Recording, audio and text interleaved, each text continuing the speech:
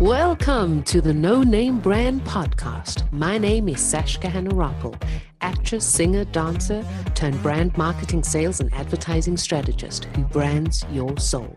And each week I bring you an inspiring person or message to help you discover your undergod, turn up your leadership notches, challenge the status quo, because you're fast and furious with a powerful message to share with the world.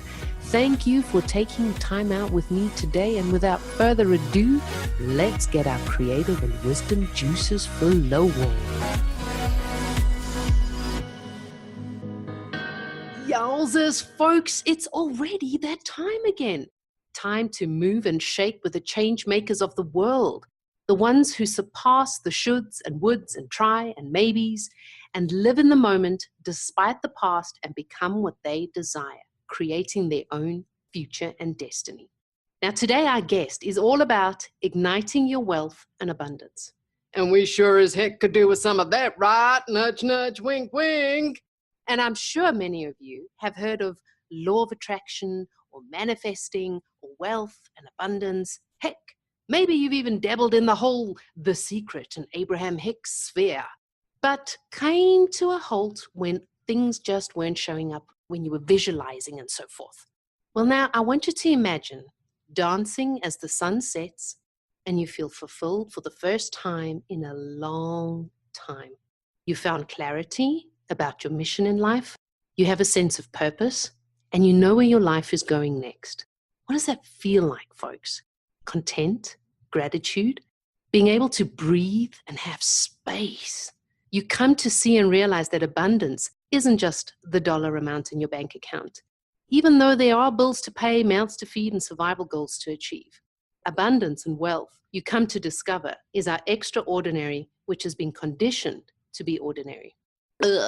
So, what do you say? We leap into the arms of our next guest and learn just for a bit to be still and listen to what we need to hear in order to move forward to where we want to go. Please give our guest a warm welcome, the one and only Pamela Lynch. Hello, Pamela.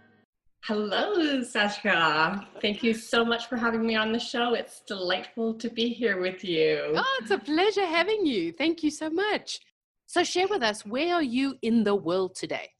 I live in a beautiful little community called Kelowna.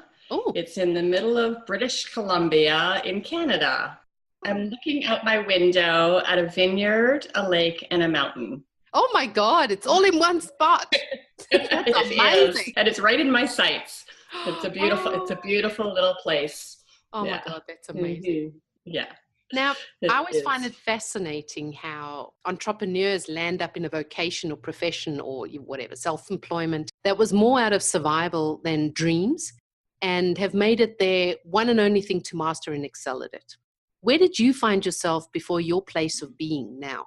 I was in book publishing for 31 years. What? So I grew up in book publishing, and I worked for a company called John Wiley. Many are familiar with that company, and they're an educational publisher. They used to be a trade publisher, and they bought Hungry Minds, which had the Dummies series and the Frommer's Guides and Betty Crocker. So very famous guides publishing. And they had a downturn in the marketplace in 2010. One of the big American companies went out of business. And I happened to be at that time, of course it was, I'd been through The Secret, and I was introduced to something called Mind Movies. And that was all about manifesting. And there was 5 little movies, and one was about money, one was about spirituality, another was about health, right? And so I started listening to these, and it was 15 minutes a day. And a month later, I get a call to meet the VP of HR. She flew into my little town, and I happened to be dating a lawyer at the time, and I think there's something going down today. I says, don't sign anything, come see me later. And of course, she's been in publishing with me for 30 years. So we're really good friends. And the company had said, phone her, because company's in Toronto, I'm in British Columbia. I worked remotely. So that was almost unheard of back then. 2002 is when I moved from Toronto to Kelowna. So I was a web producer and worked remotely. Anyway, she flew out here and they wanted her to just phone. And she goes, really? I've known her for 30 years. She's been with our company for 21. I am not going to phone her up and say, hey, dude, you've lost your job, right? And so then we had a beautiful breakfast and lunch together. And what am I going to do?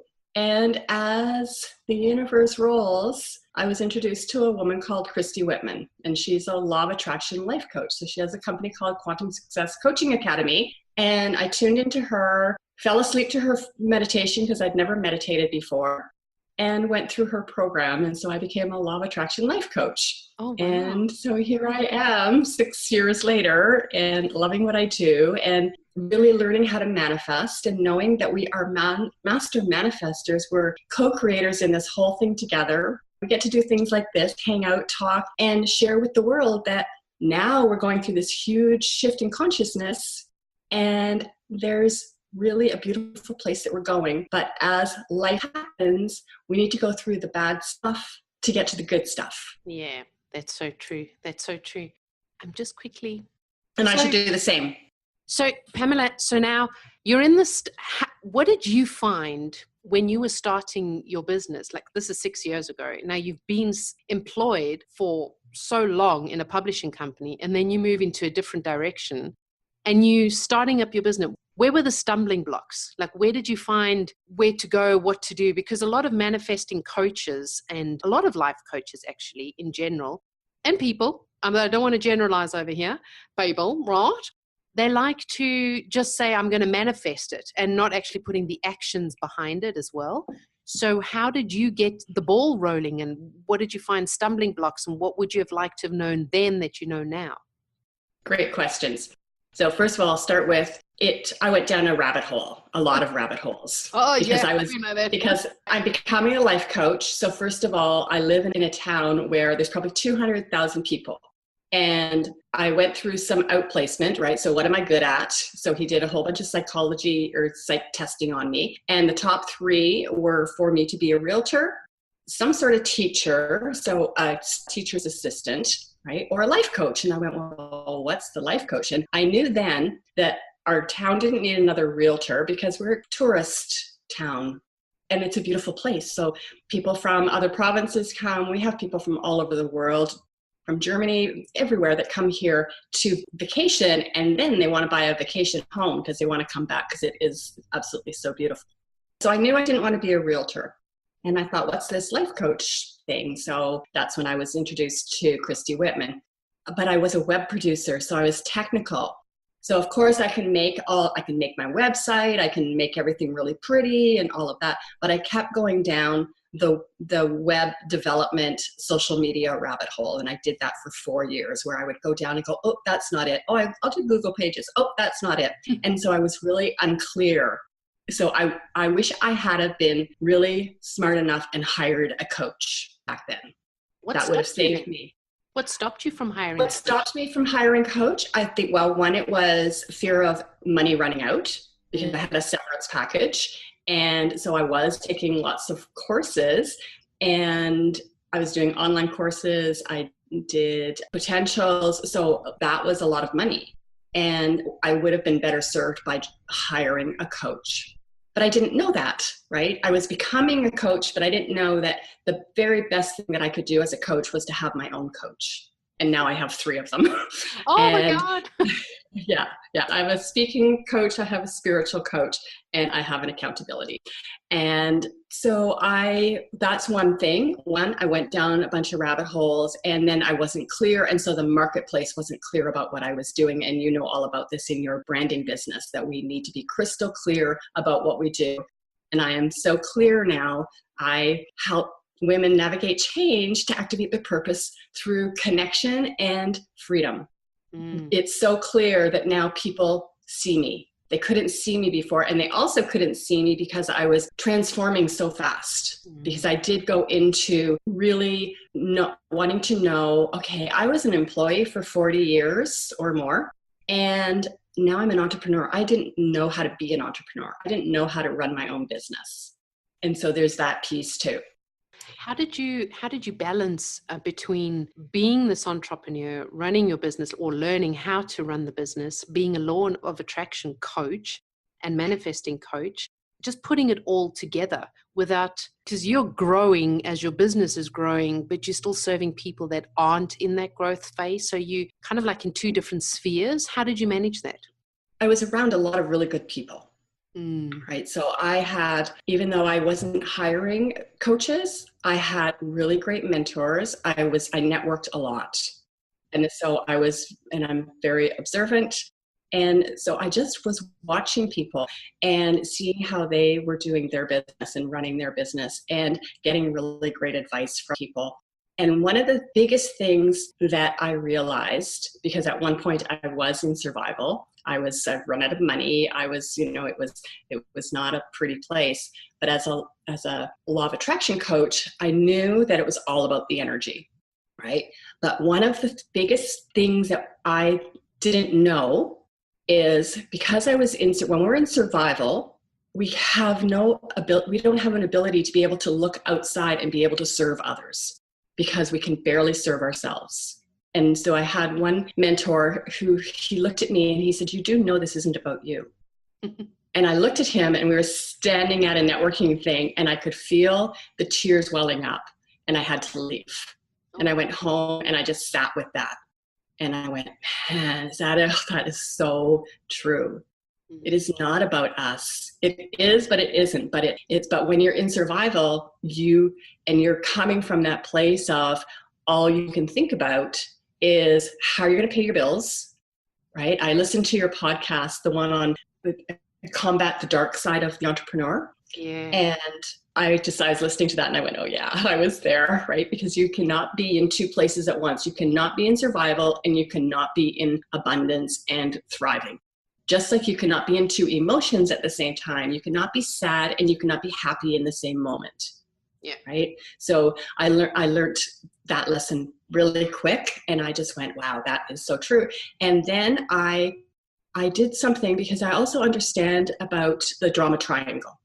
And we can be in the drama triangle all by ourselves, right? The drama triangle is the victim, the rescuer, and the persecutor. And I was in the victim role with my father, who was my rescuer. And I never asked him for anything. It just seemed that he just knew. And he would phone and, ask how I was, and money would show up. And then there was a time, it was only just over a year ago, I was going to Toronto for a convention and some things happened and I went, wow, I don't have as much money as I thought I had. And I looked and I was going to Toronto for 10 days and I had $300 in my bank account. And I went, oh, this is interesting, right? I had my ticket, I had my hotel, I had things paid for, but I was still needed to eat. And I'm from Toronto, so I was staying with a whole bunch of girlfriends and seeing different girlfriends through the trip. And so I did this magical thing. I said no to being rescued. Ooh. I came back and I had a check in the mail for $34,000. What? Yeah, because I said no. By canceling the trip? No, I went on the trip. I trusted that everything would be okay. Wow. I totally just surrendered. That's I went, I know I'm meant to be doing this. I know I'm meant to be doing this work. And we are in this place where we need to step up and do what we were born to do. And that's why I say we're born extraordinary, but we're conditioned to be ordinary. Mm. And through that, we learn to understand that we're conditioned to negativity, not to positivity. We're conditioned to conditional love, not unconditional love. We're conditioned to survival, not thriving, right? We're conditioned to the war within instead of being in peace. Mm. And if we're conditioned, we can recondition and we can decondition and recondition ourselves. And so in that moment, I just trusted and I thought, this is going to be okay. Somehow this is all going to work out because it always does. Yeah. Right? Money always shows up, right? When we are at rock bottom, there is something that happens and we allow the money to come in. And that one moment was my magical moment. And we can all have that, because we all have one thing that is in the way, and that is our way. And mine was being rescued. Right. And so, yeah, so we're in a very interesting time, and I'm so happy to be here. It is very interesting. Now, you were mentioning like you went for 10 days and you were doing your thing. It must have been pretty stressful, not stressful, just kind of like in the back of your mind all the time, kind of like, I only got $300 or I only got $300, but you're still with your girlfriends, and then you come back. So with the law of attraction and manifesting, and for those that don't know about it, you're either a manifester that works process or an outcome. And like Pamela mentioned, you cannot have two emotions or two directions in the same moment. Now, if you're a woman, you might have some PMS. You might be happy and sad, but not at the same time. It'll be within a minute or a few seconds, but you're not in the same moment happy and sad. And when you were manifesting whilst in holiday, your attention or your focus wasn't on the lack. You changed it and you put all your energy and your feeling into, I'm not going to be the victim anymore. I'm not going to be rescued anymore. And you into your power. How long did it take for you to learn that? Was it just in that? Did it build up to that you actually understood it? And it was like, oh, because there are a lot of people that are trying, in inverted commas, to manifest, wealth and abundance or health or whatever it is, because wealth is also, your health and everything as well. But they so focused on that lack without knowing that it's lack, but still feel in that process or outcome manifesting mode. How did you know, oh, okay, this is how you do it, this actually works? I recognized that I was in the drama triangle. So that was my first clue, and that happened in January of that year. So this happened in the end of March of last year. And in January, I had a conversation with my coach, who is a spiritual coach, and we were talking about my relationship with my father. And so, not to get into my story, but my parents divorced when I was 2. So my dad is my stepdad.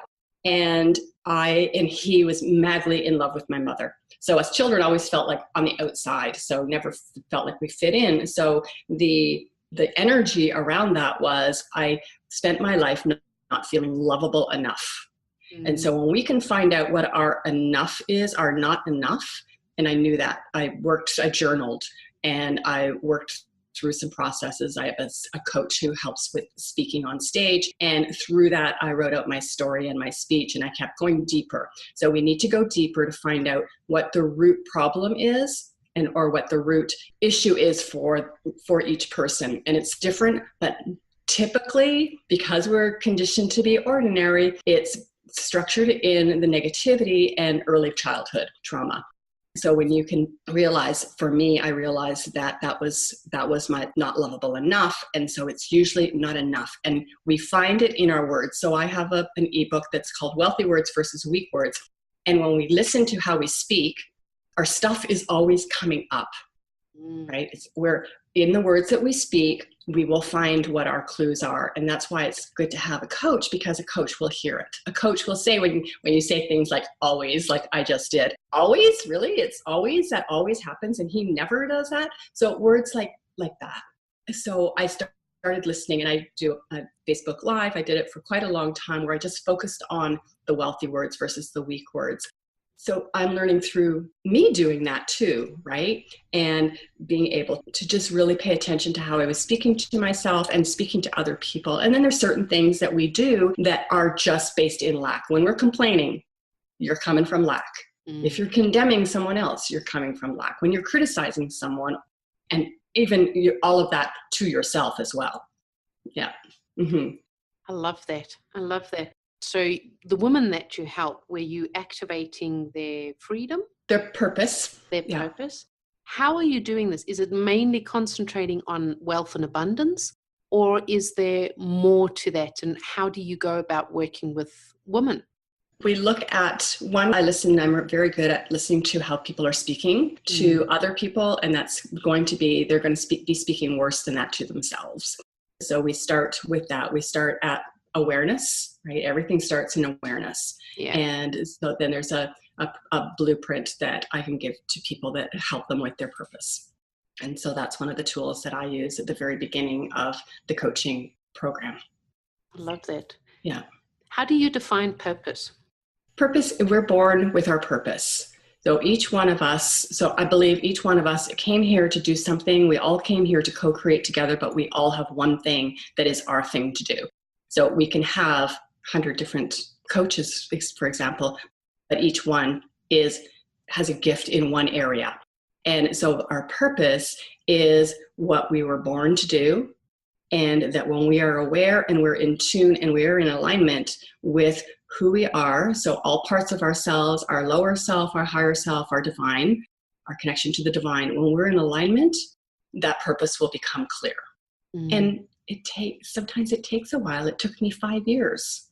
Wow. Right? So for me, it really is, it's our gift that we give to others in this lifetime. And our purpose is always about us, and our dreams are about other people. So we are our purpose, and then that's how we show up to help other people in the world and to serve others. You said something very interesting there. You said that dreams are about other people. Mm-hmm. Can you expand on that a bit? Certainly. So if one of my dreams is to have a 6-figure business or a 7-figure business, whatever that is. So that's one of my goals. That's one of my dreams, my intentions. Well, in order for me to do that, all of our money comes from somewhere else. So that has to be about someone else. So it means I need to help somebody else, and I need to help several people. So that dream then becomes about me serving others.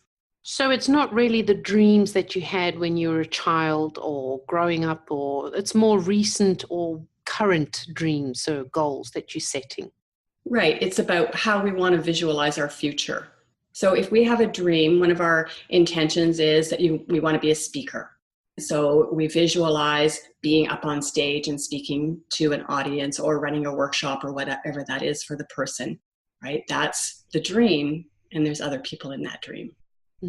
Because we're all connected.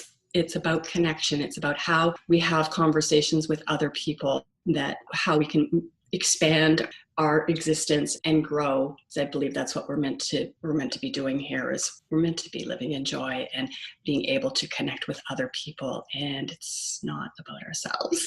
It's not very much fun all by ourselves, even if you're an introvert. Yeah. I was listening to, I think it must have been Abraham Hicks, I can't remember, a few weeks ago. Something popped into my head, and it was just, you know how it is. You only hear when you're ready to hear something. And whilst I was listening, I was like, oh, I never thought about it like that before. And they were saying how, I can't even remember exactly what it was, but the conclusion that I was thinking was how we are here for our purpose. And it's not really about everyone else, because everyone else has their purpose as well. But because we're co-creating the energy and the vibration all together, we need each other. So that's why we also come into each other's lives for seasons. For some people are longer, because we just take what we need in order to co-create and have a ripple effect to go on to the next person or the next phase or the next season or whatever.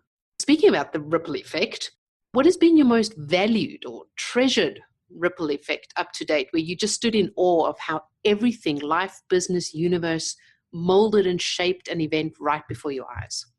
Oh, I would say when I look at the things that I attract to myself. Right, just before this call, I was at a retreat 2 weeks ago, and of course you post pictures on Facebook, and I'm doing this retreat myself in September in our local area. And I had someone say, how did you get to be there? Like, I wanted to be there. There was only 6 women in the room, and it was really powerful, but it's like, yeah, I created that. So I looked at that, and then I'm going to another retreat this weekend with my spiritual coach, and there's only 10 women. They were all privately invited. So I look, and I think the answer to your question is that when we really embody that we are creators in our life, and we create the good, the bad, the ugly, and the beautiful, and when we take personal responsibility for what we're creating in the world, in our life, that's when the magic unfolds. Because you recognize that, oh yeah, I created only having $300 in the bank. Why did I do that? Because it's there to show you something. Everything that happens is a mirror for your own reflection of how that happens. And so it's like, oh yeah, okay, so why did I do that? Oh, so I can have this conversation with people that later on I say, I know how that feels. I know what it feels like to lay awake at night and know that, oh my God, how am I going to do this? I'm going for 10 days. Okay, that's $30 a day, right? And then on the other side of that, because I said no. I said no to the habitual being rescued and looking outside myself for my answers. I went, no, I've got this and I'm going to trust. And however that unfolds, it will unfold the way it needs to unfold and everything will be okay. And then fast forward a year later when amazing things are manifesting, right? And it's because you take responsibility for whatever it is that I create. And we can all do that. We can all create the most extraordinary life. It starts with awareness and personal responsibility. And I think the tools, I mean, they're so simple, and it really is for those minds that think so analytical or methodical or just overthinking things, that the simplicity of just journaling, and within journaling feeling grateful, and like you said, being aware of what that emotion is, and is it positive or negative, and how you sit within that feeling to want more of it despite what you're wanting to attract first in order to achieve what you're feeling. So, absolutely. I mean, the simplicity. It's like you say, it's just changing the way we think. Because it's just the way we think. And I think we have made it so complicated. It feels so complicated. And yet it's really simple. If you feel good, do more of it. If you don't feel good, look at why. Why are you not feeling good? What thoughts you're having that are evoking that emotion within you? Because there's a belief underneath that is looking to be examined, right? And so then it's in reflection, and there's all kinds of parts of us, right? Like we have our dreamer, we have our doubter, and all the parts within us want to be heard and seen. When we actually take the time to just journal about that, and the highest activity that we can do at this point of time is doing a gratitude journal, and then doing an evidence journal when things show up, even something as small as, oh, I found a dime today. Right? And you do your gratitudes and you do your evidence, because those are the things that are showing up. And sometimes it's just really small and we miss it. It's true. It's true. Yeah. Mm-hmm. Oprah Winfrey was asked a question, and I like to ask my guests this question every now and again, because it took her a while to be able to answer it. And those that have gone on personal journeys, in particular on personal growths, are more likely able to answer the question than those that are still feeling a bit lost. And the question, very simple: who are you? I'm a spiritual being who is here to co-create with other spiritual beings. I'm a soul with a body, not a body with a soul. Cool. I like that. That's cool. Now, I'd love for you to fill in 3 of my core values and what they mean to you, or how you feel about them, as we're nearing the end of the podcast. The first of them being, wisdom for you is? Being connected to the divine intelligence that's available to us all. Creativity for you is? Knowing that we are always creating, and we are creating every single moment. Passion for you is? Loving what you're doing. Yeah, I love that. And loving who you are being. Yes, I love that. I love that. And share with us, how do you want to change the world or challenge the world doing what you do? My mission in life is to help raise the vibration of humanity. And that starts with myself. So being aware of what my vibration is, how I'm feeling, and if I'm feeling sad, going, oh, why? And then up-leveling that to sitting in gratitude. That's amazing, because we often don't feel into that vibration or know how powerful it is. Just the vibration. That's amazing. Yeah. Thank you so much, Pamela, for being with us here today and sharing your wisdom and creativity and passion with us, and guiding us just with new thinking and how you moving and shaking the world as a change maker. And our listeners can find out more about you in the show notes, as well as where you are on social media and your website and a free gift, what your favorite book is and your favorite quote. And if you want more questions to read more up about Pamela, or you just want to get in contact with her, just message her or write her an email. And I want to thank everyone for listening and being with us here today. And we'll definitely be seeing you again next week. Thank you so much, Pamela. Thank you, Sasha. It's been a pleasure chatting with you today. Have a beautiful day. Have a beautiful day. Thank you. See you all next week, folks. Love you lots. Bye-bye. Dang, that was just supercalifragilisticexpialidocious. I enjoyed having you on board, and please do me and you a favor. Head on over to iTunes, SoundCloud, or Stitcher. Click subscribe, and a super bonus, leave your review and you stand a chance of being announced and advertised on the show. I'm always striving to ensure that your brand is uplifted and empowered. Remember, done is better than perfect. So be sure to subscribe, leave a review, and send in your feedback too. You're the absolute best. Keep rocking.